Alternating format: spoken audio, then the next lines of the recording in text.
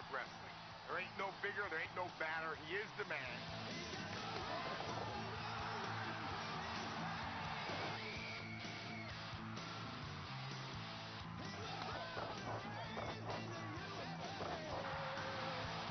He's a comic book hero come to life. At 6'7" and 300 pounds, he's wrestling's dominant symbol of the triumph of good over evil.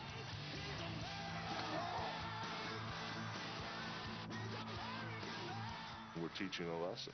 You know, the good guys win, and if you cheat and take shortcuts, you lose. Such is life.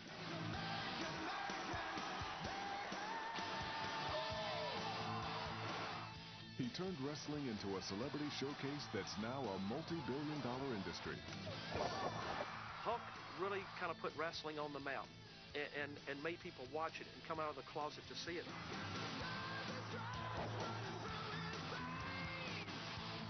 Hulk Hogan has never been far from controversy. He made a sudden switch from hero to bad guy that infuriated fans. And he was forced to make admissions about steroids in a court case that threatened to end his career. For 2 decades, he's been in the spotlight as both a wrestler and actor. But there's a Hulk Hogan the public seldom sees. Friends say he's a dedicated family man who spends countless hours helping children's charities, and that he's a savvy businessman who calculates every move he makes. This guy's not some big dumb wrestler. This guy has a lot of brains. He's a heck of a businessman. This is not an accident.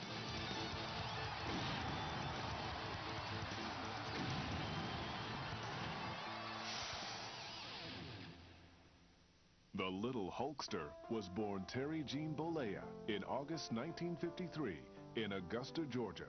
Right from the start, Terry was a big boy. He weighed 10'7" when he was born. I say a star was born that day. And we were awfully proud of him, even from a little fella. Terry was the youngest of 3 brothers, and soon after he was born, the family moved to Tampa, Florida. From the time he started school, Terry literally stood out. Kids in 1st grade made me quite aware that I had a very large head, and that pretty much stuck with me throughout my whole childhood through adolescence, that I had this large head on my shoulders, and for some reason it was bigger than everybody else's. When he was 6 years old, Terry became fascinated by wrestling. His hometown of Tampa was a thriving center for the sport. I just drove my father crazy to take me to the matches. And when he took me down to the Armory the first night in Tampa, that was it. I was hooked. I was a wrestling junkie, and I dreamed about it 24 hours a day. Terry certainly had the right build for the sport. By the time he reached high school, he was already as big as some wrestlers. In high school, you know, he's 6'5", 250 pounds, 230, 40 pounds, plus that, so it's a big high school guy, you know, and must have weighed all of 155 soaking wet, you know.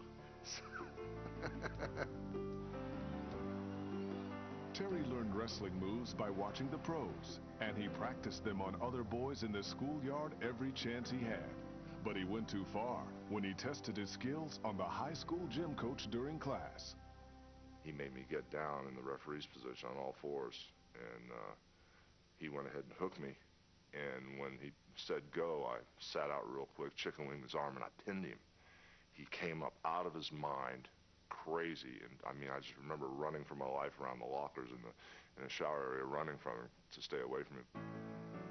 But Terry had interests beyond sports. He was a straight-A student, and one of his greatest loves was music. He taught himself guitar and bass guitar, and formed a popular rock band that played local dances almost every night. He'd come home, and for breakfast he'd have maybe 10, 11 eggs, and he'd have about 3/4 pound of ground sirloin and a whole quart of orange juice. That was just breakfast. Terry was known at school as reserved, even shy. But once in front of an audience with his band, he came alive. When he played in the band, he was amongst 4 or 5 guys playing, but he's you know, the people, the voice got excited about him. He was a big so big and playing that guitar and long blonde hair, and it's like he always just created a lot of excitement. Showmanship was in his genes. His mother, Ruth, had been a musician and a professional dancer. He got his talent from his mother because she plays the organ, plays the piano, and I used to teach dancing. And I've felt that that's where he got his talent. Oh, thank you, Peter. When he left high school, Terry hoped to make a career in music, but he also studied business management at Hillsborough Community College and the University of South Florida, just in case the music didn't work out. At one point, he even considered making a career in banking, but fate intervened, and banking's loss became wrestling's gain. While playing with his band one night, Terry suddenly found himself nose to nose with a local wrestler. My girlfriend was in the crowd, and another wrestler paid too much attention to the young lady. I stuck my nose in between the two of them, and there was a little altercation, and that led to the wrestlers asking me to come down for a tryout. If you think you're so tough, why don't you come down and, you know, and I went down there, and they got me in the ring, and then they broke my leg. So I learned my lesson pretty quickly about how serious they were.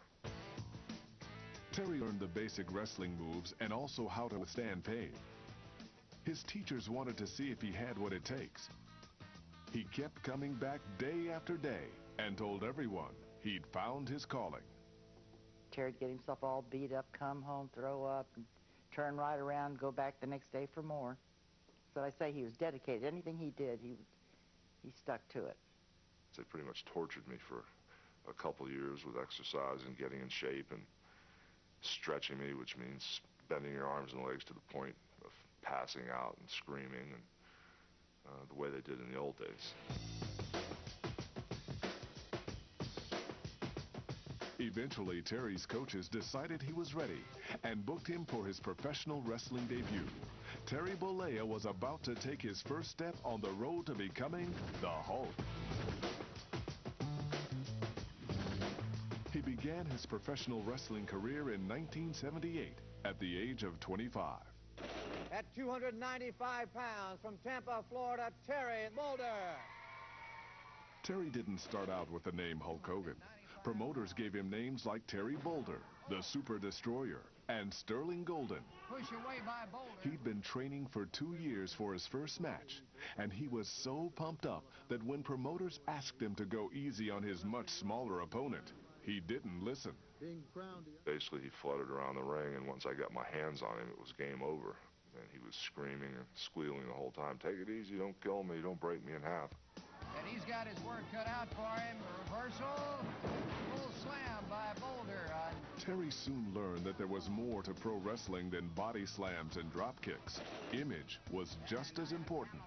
He was told to play the bad guy, which came as a major surprise to his two biggest supporters at home. Tell you something, Golden Boy, I am the strongest man in the world. And anything that Goose can do, I can do better. I'm going to show you right now.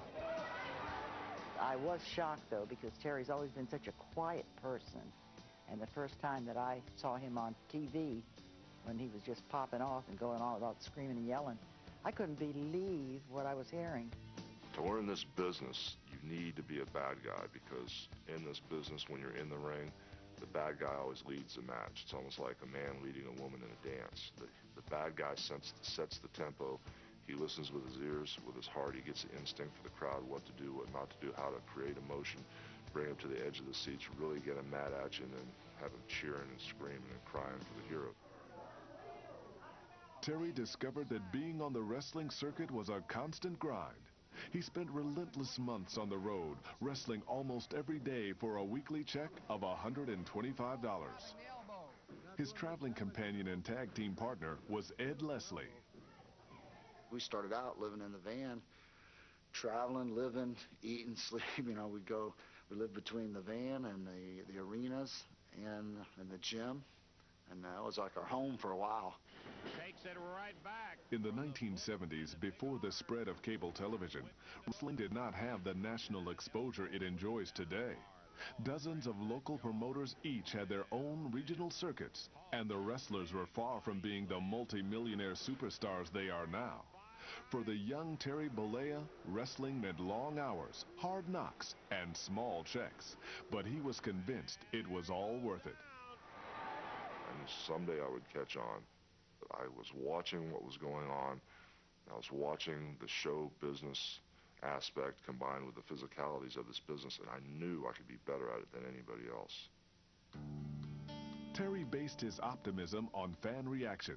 Even though he was playing the bad guy, he was a crowd favorite wherever he went. The girls screamed over him and loved him, and every guy in the audience wanted to be like Hulk. They wanted to be as big as him, have the body like him, have the muscles like him, and with one punch knock somebody all the way across the ring. So he had everything it really took to be a superstar. The promoter agreed. About 1 year after he began wrestling, Terry received an offer from New York that would launch him to national fame. The Hulk, without a doubt, is the most awesome figure in professional wrestling today. Terry Bollea had been wrestling for only a year or so when he caught the eye of New York's biggest promoter. His chest expands to an incredible 59 inches. His biceps are 26 inches, and at the end of these powerful arms are two 12-inch fists. Vince McMahon Sr., who owned the World Wrestling Federation, brought Terry to Madison Square Garden and gave him the name Hulk Hogan after the hit TV show of the time, The Incredible Hulk. He is the Hulk.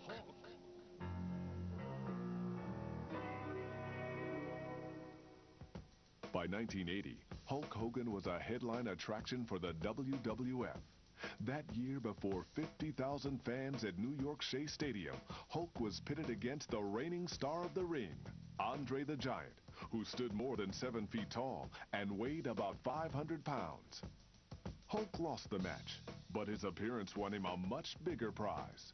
One of the millions watching him on TV that day was Sylvester Stallone, who decided he wanted Hulk for his next movie, Rocky III.